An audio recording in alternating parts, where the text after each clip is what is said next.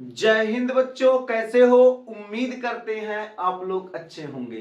प्यारे बच्चों, आज का क्लास लेकर फिर आप सबके बीच उपस्थित हो गए हैं। आज के क्लास में हम लोग पढ़ने वाले हैं भ्रूणपोष। क्या पढ़ने वाले हैं? भ्रूणपोष, इंडोस्पर्म। तो अब भ्रूणपोष क्या होता है इसको समझते हैं। उससे पहले आपको बता दें, आपको पिछले क्लास में दोहरा निषेचन या द्वि निषेचन पढ़ा दिया गया है। यदि आप लोगों ने वो क्लास नहीं देखा है तो चैनल के प्लेलिस्ट में जाके वहां से आप लोग क्लास देख सकते हैं। उस क्लास को देख के आइए, फिर इस क्लास को देखिए तो आपको बेहतर समझ में आएगा, क्योंकि उस क्लास में भ्रूणपोष जो होता है और भ्रूण जो होता है, निर्माण कैसे होता है, वहां बता दिया गया था। आइए अब हम लोग क्या करते हैं, भ्रूणपोष समझते हैं। भ्रूणपोष जो होता है, सबसे पहला पॉइंट क्या याद रखेंगे, जो भ्रूणपोष होता है ये त्रिगुणित होता है, या मतलब त्रिगुणित। त्रिगुणित का मतलब हो जाएगा 3n, यानी इस बात को याद रखिएगा, ये त्रिगुणित होता है। इसके साथ साथ क्या होता है, एक क्रिया निषेचन के पश्चात होता है, माने निषेचन से पहले बाबू नहीं होगा। जब भी भ्रूणपोष का निर्माण होगा तो निषेचन के बाद होगा, निषेचन से पहले भ्रूणपोष का निर्माण नहीं होगा। तो आइए आप लोग नोट कर लीजिए। तो क्या पहला पॉइंट नोट करेंगे?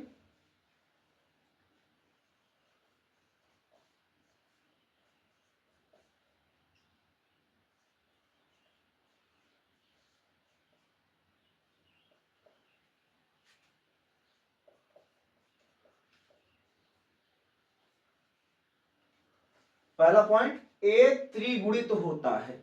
दूसरा पॉइंट,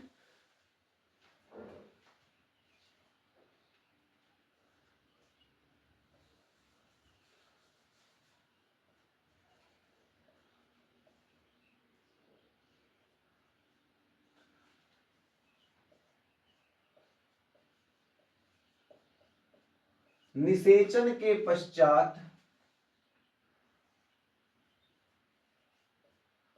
इसका निर्माण होता है।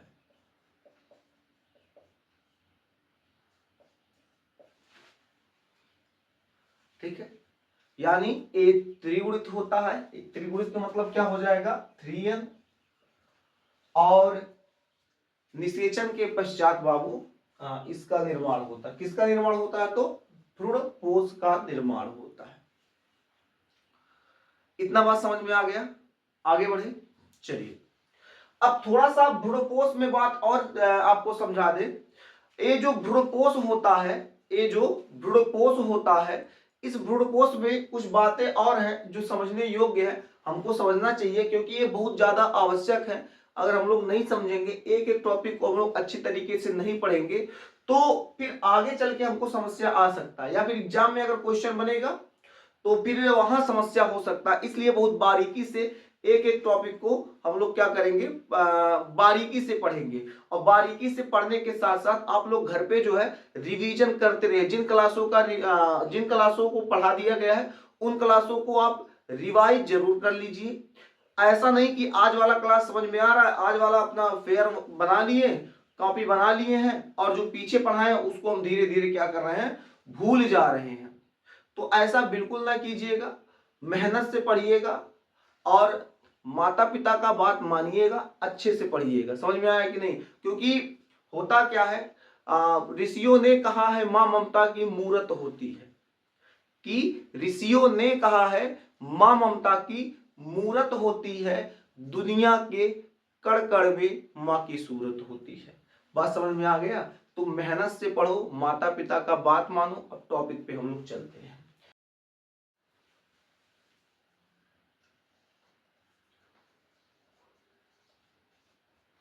भ्रूण के विकास से पूर्व ही भ्रूण के विकास से पूर्व ही भ्रूण के विकास से पूर्व ही भ्रूणपोष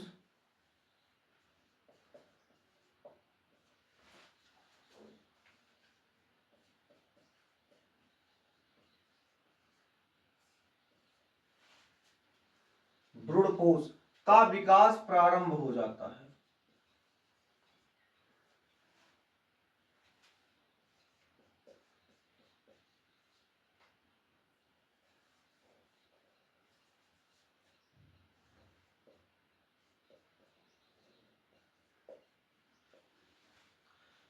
क्या लिखा गया? भ्रूण के विकास से पूर्व ही भ्रूणपोष का विकास प्रारंभ हो जाता है। यानी जो भ्रूण होता है उसके निर्माण से पहले या उसके विकास से पहले जो भ्रूण है, भ्रूण के विकास से पहले मेरे देश के अच्छे बच्चे क्या हो जाता है? भ्रूणपोष का विकास होना शुरू हो जाता है। जैसे अभी भ्रूण विकास करने के लिए तैयारी कर रहा है, उससे पहले ही भ्रूणपोष का क्या होगा?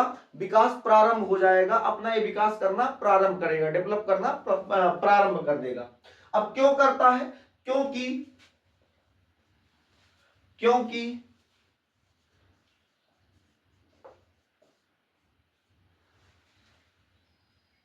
क्योंकि नहीं लिखो, ताकि लिखो, ठीक है? ताकि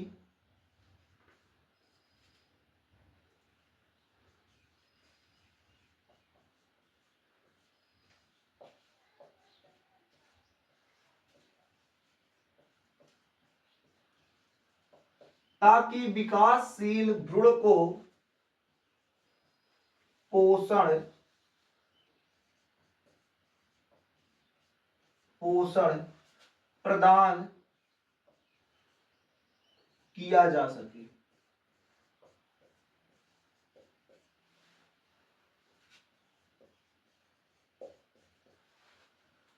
ताकि विकासशील भ्रूण को पोषण प्रदान किया जा सके। मतलब ये पहले निर्माण क्यों होता है, पहले विकास क्यों करता है? ताकि जब भ्रूण का निर्माण हो तो उसको जब पोषण की आवश्यकता पड़े तो हम उसको पोषण दे सके। इसीलिए भ्रूण के निर्माण से पहले या फिर भ्रूण के विकास से पहले भ्रूण कोश का विकास होना प्रारंभ हो जाता है। क्यों होता है? ताकि जब भ्रूण का निर्माण हो तो उस समय ये भ्रूण को क्या करे? पोषण देने का काम करे। बात समझ में आ गया? चलिए अब आप ये बताइए, पिछली कक्षा में आपको बताए थे जो नर युग्मक होता है और ध्रुवी केंद्रक होता है, एक नर युग्मक और ध्रुवी केंद्रक यही दोनों मिलकर क्या कर रहे थे? प्राथमिक भ्रूणपोष केंद्रक का निर्माण कर रहे थे। वो लोग कर रहे थे ना। तो आइए इस अब हम लोग क्या करते हैं, भ्रूणपोष को अच्छे से समझते हैं थोड़ा सा। अभी इसके बारे में थोड़ा सा पॉइंट हो गया, अब हम लोग कैसे कैसे होता है, कितने प्रकार के होते हैं उसको समझते हैं।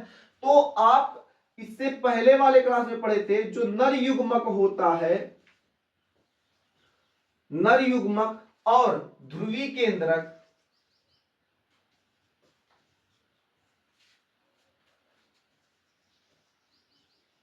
नर युग्मक और ध्रुवी केंद्रक मेरे देश के अच्छे बच्चे यही दोनों मिलकर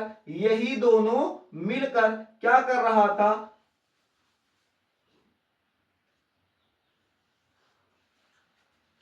प्राथमिक भ्रूणपोष केंद्रक का निर्माण कर रहा था।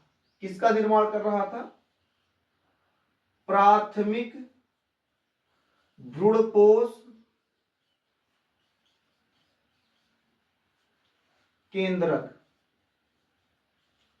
और जब प्राथमिक भ्रूणपोष केंद्रक विकसित हो जाता था, थोड़ा इसमें विकास हो जाता था, डेवलप हो जाता था, तब ये क्या करता था? प्राथमिक भ्रूणपोष कोशिका का निर्माण करता था। यानी नर युग्मक ध्रुवी केंद्रक दोनों मिलकर प्राथमिक भ्रूणपोष केंद्रक का निर्माण करेंगे।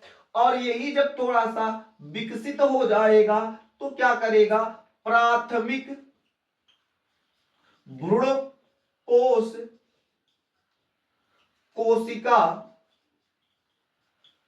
कोशिका का निर्माण करेगा। अब ये जो प्राथमिक भ्रूणपोष कोशिका है, अब ये क्या करती है? दो प्रकार से भ्रूणपोषों का निर्माण करती है। यानी भ्रूणपोष जो होते हैं वो दो प्रकार के होते हैं। अब यही से दोनों प्रकार बनेंगे। अब कैसे बनेंगे उसको देखते हैं। सबसे पहले पहला टाइप यहां हम लोग देखते हैं। तो अब प्राथमिक भ्रूणपोष कोशिका जो होती है उसमें कार्य कैसे होता है, पहला टाइप का निर्माण कैसे होता है उसको समझते हैं। प्राथमिक भ्रूणपोष कोशिका के अंदर है क्या, केंद्रक। इस केंद्रक का क्या होगा, समसूत्री विभाजन होगा, जिससे केंद्रक दो भागों में विभाजित हो जाएगा। फिर उन दोनों केंद्रक का फिर से विभाजन होगा, फिर 4 केंद्रक का निर्माण होगा, फिर से विभाजन होगा तो 8 केंद्रक का निर्माण होगा। और जब 8 केंद्रक का निर्माण हो जाएगा मेरे देश के नौजवान, उसके बाद केंद्रकों के ऊपर कोशिका भित्ति अंत में चढ़ेगी। बात समझ में आया? आइए समझाते हैं फिर से। तो ये जो प्राथमिक भ्रूणपोष कोशिका है, इसके अंदर क्या पाया जा रहा है, केंद्रक। एक केंद्रक जो है एक केंद्रक क्या करेगा, इसका समसूत्री विभाजन होगा, और समसूत्री विभाजन होने के उपरांत क्या करेंगे, 2 केंद्रकों का निर्माण करेंगे। फिर उसके बाद इसमें पुनः विभाजन होगा। तो पुनः विभाजन जब होगा, हम यहां लिख देते हैं ऐसे करके, इनका जब पुनः विभाजन होगा मेरे देश के अच्छे बच्चे, तो इस केंद्रक से 2 केंद्रक का निर्माण होगा, इस केंद्रक से 2 केंद्रक का निर्माण होगा, यानी 4 केंद्रकों का निर्माण होगा।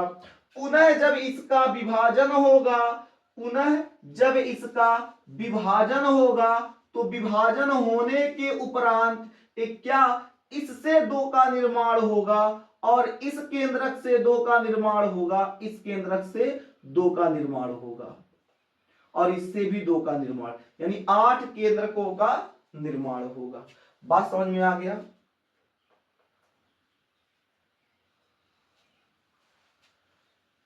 अब जब 8 केंद्रकों का निर्माण हो जाएगा, फिर अंत में क्या होगा, इन केंद्रकों के ऊपर कोशिका भित्ति चढ़ेगी। क्या चढ़ेगी, कोशिका भित्ति चढ़ेगी। ये लीजिए कोशिका भित्ति, इसको इस केंद्रक के ऊपर कोशिका भित्ति चढ़ गई, इसके ऊपर, इसके ऊपर, इसके ऊपर, और इसके यहां भी, और इसको अंदर रख लेते हैं यहां भी।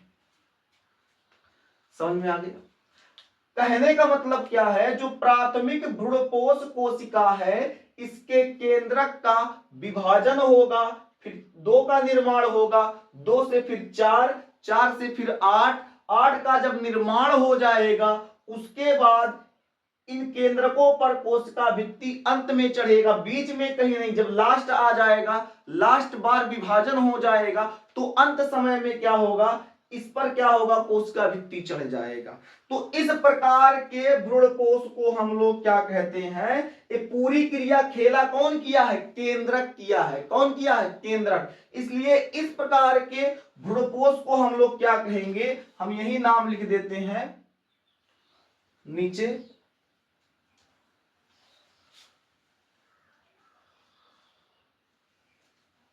केंद्रकीय भ्रूणपोष। केंद्रकीय भ्रूणपोष, केंद्रकीय भ्रूणपोष, ठीक है। या इसे कुछ लोग एक और नाम से जानते हैं, कुछ लोग कहते हैं मुक्त केंद्रकीय भ्रूणपोष। छोड़िए, यही याद रखिएगा, अभी आगे बाद में बता देंगे। तो अभी याद रखिएगा क्या, इसका नाम क्या होता है, केंद्रकीय भ्रूणपोष। कुछ लोग क्या कहते हैं, मुक्त केंद्रकीय भ्रूणपोष। तो आपको अब समझ में आ गया केंद्रकीय भ्रूणपोष का निर्माण कैसे होता है। अभी आपको थोड़ी देर बाद बता देंगे पाया कहां जाता है। अब आइए, अगर इसके दूसरे प्रकार में हम लोग बढ़े, तो दूसरे प्रकार में कैसे क्या होता है।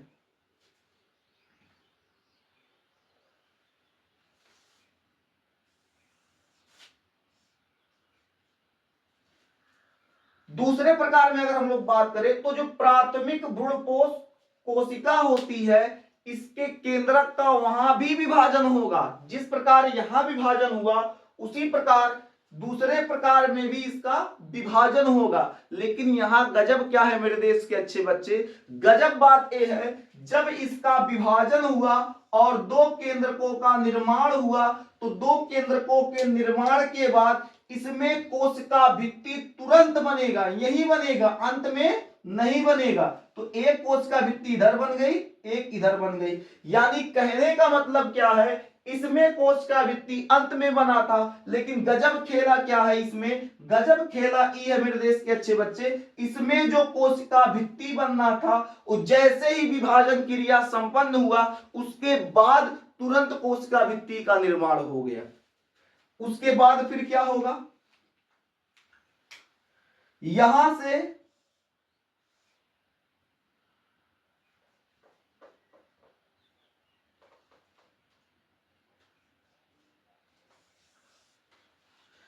से फिर केंद्रक का विभाजन होगा तो 4 केंद्रकों का निर्माण होगा। 2 से कितना 4। निर्माण की प्रक्रिया वही रहेगी, बस यह अंतर क्या होगा, अंतर मेरे देश के बच्चे ई होगा कि जब एक केंद्रक का विभाजन होगा उसके उपरांत कोशिका भित्ति का निर्माण हो जाएगा। इसका पुनः विभाजन करते हैं। अब 4 से कितना बनेगा जी, 8 बन जाएगा।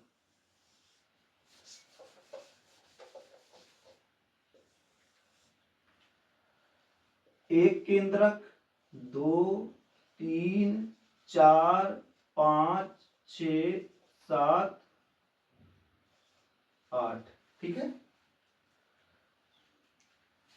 भित्ति चढ़ा दे, 1 2 3 4 5 6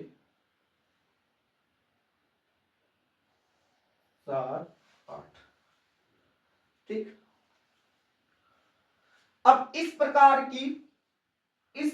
के भ्रूणकोश को हम लोग क्या कहते हैं, तो अब एक कोशिका, देखिए शुरू से ही कोशिका बनता आ रहा है, इसलिए इसको हम लोग क्या कहेंगे, इसको मेरे देश के अच्छे बच्चे कहेंगे कोशिकीय भ्रूणकोश। क्या कहेंगे, कोशिकीय भ्रूणकोश। यहां लिख दें,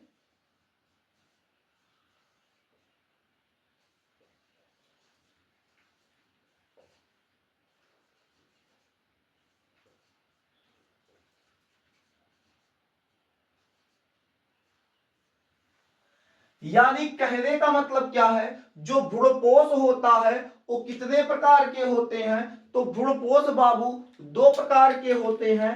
पहला जो हो जाएगा केंद्रकीय भ्रूणकोश या मुक्त केंद्रकीय भ्रूणकोश, दूसरा कोशिकीय भ्रूणकोश। यानी भ्रूणकोश कितने प्रकार के, तो भ्रूणकोश 2 प्रकार के। बात समझ में आ गया, तो समझ में आ गया, इसको नोट कर लीजिए। फिर मिलेंगे आपसे अगले क्लास में, तब तक के लिए जय हिंद।